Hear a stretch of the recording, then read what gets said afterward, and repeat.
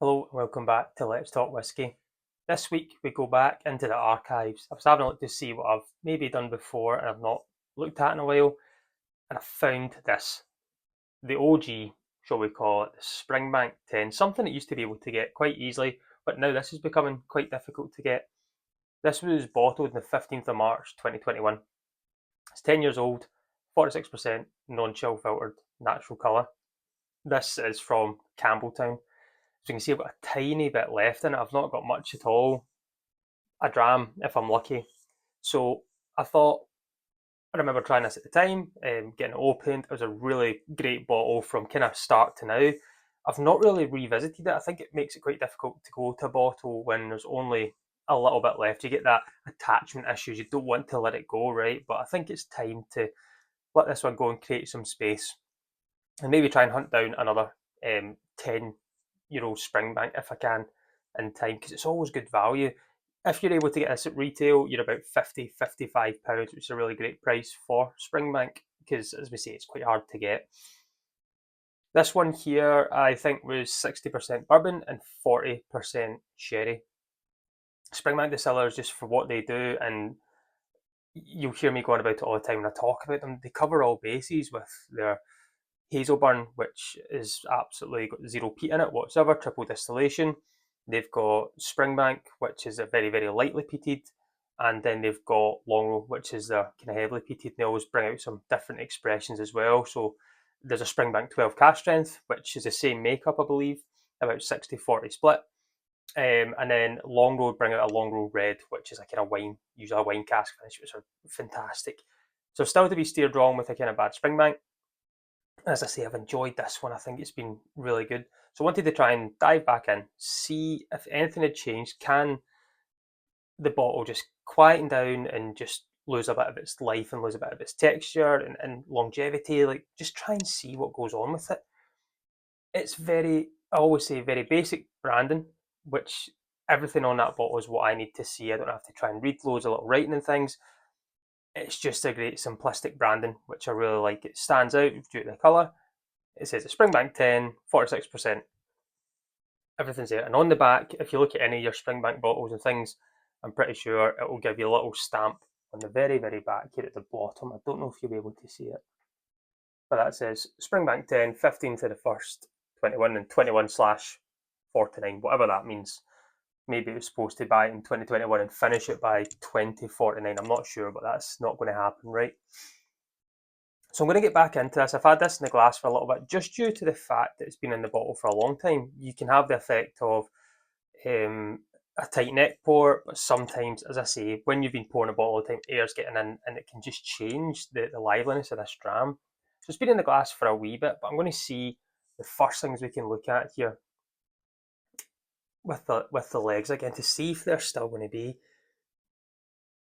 They're still taking their time to come down, which is good to see. That's what I like. It's going to have that longevity that I'm looking for, slightly beading on its way down as well. So it's still got a bit of texture. We'll see how the nose goes. That's going to be the main thing because the colour of it's still there. That slot amber gold. You can see that little bit of sherry influence in there, and it's. I'm hoping it's still going to be good. I'm hoping. We'll get it on the nose. We'll just get right back into this.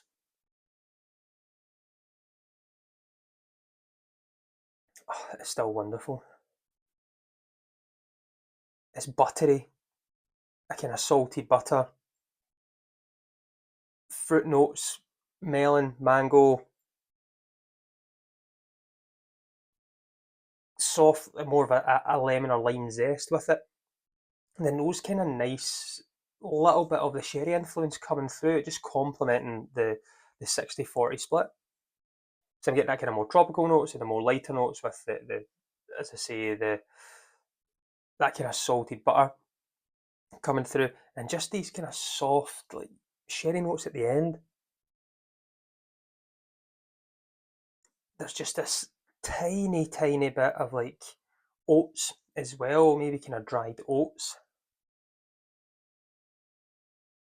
And there's this, it's a weird, I'm getting a little bit of the alcohol in there. Now, it's only 46%, right? But it's coming through in a very nice way. It's enjoyable.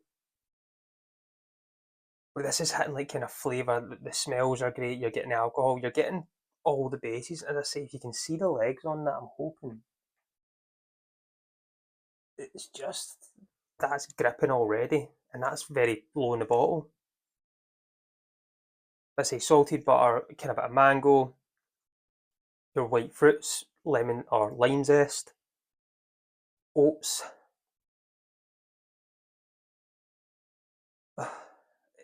It's magic. Let's see if it's still going to live up to the palate, if it can still give me that good feeling about it again.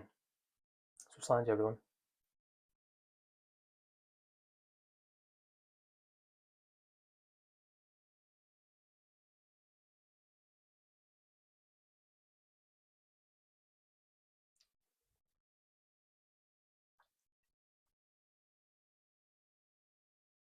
It's still there.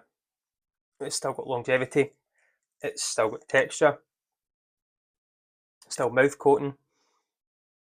It's still keeping the standard it should be throughout this bottle, right to the bottom. And some, as I say, some can kind of lose a little bit of life at the end, but it's kind of taking the worry away to know that I'm still going to enjoy this last dram that I get from this, because this has been in the bottle for 3 years now at that level, really. But on the palate there, it was great. Kind of the notes that I got on the nose were evident there.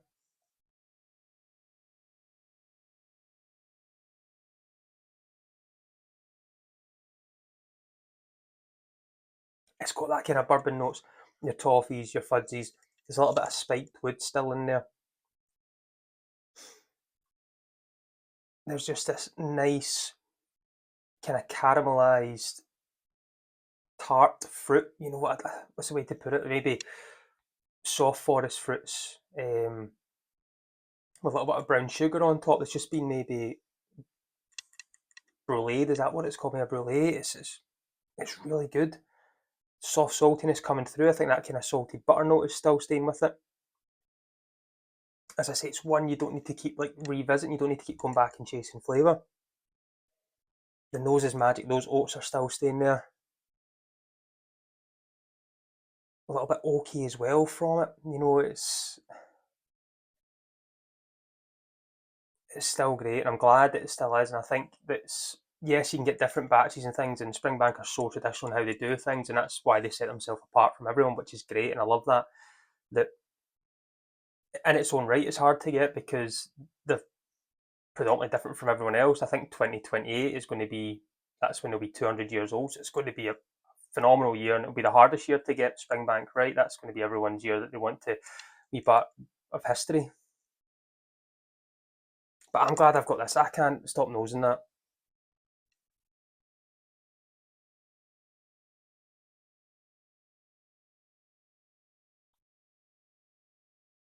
It's still quality.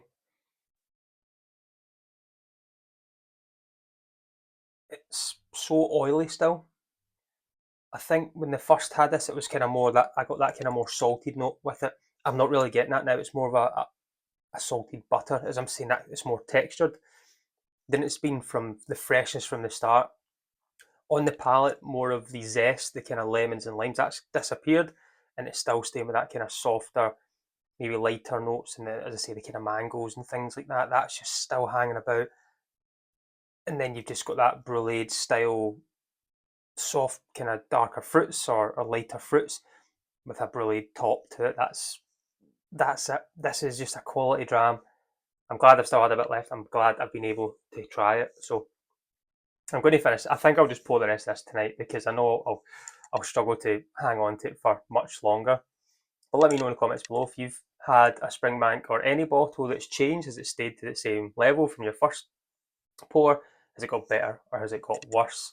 For me, this Springbank is either, I think it's maybe slightly got better, which is bizarre for how much is left in there. But I'm going to go and sit back. I'll go and finish this. I'll pour that because I've got 1 gram left, and then I will go and have a look to try and find another bottle to put in its place on its shelf.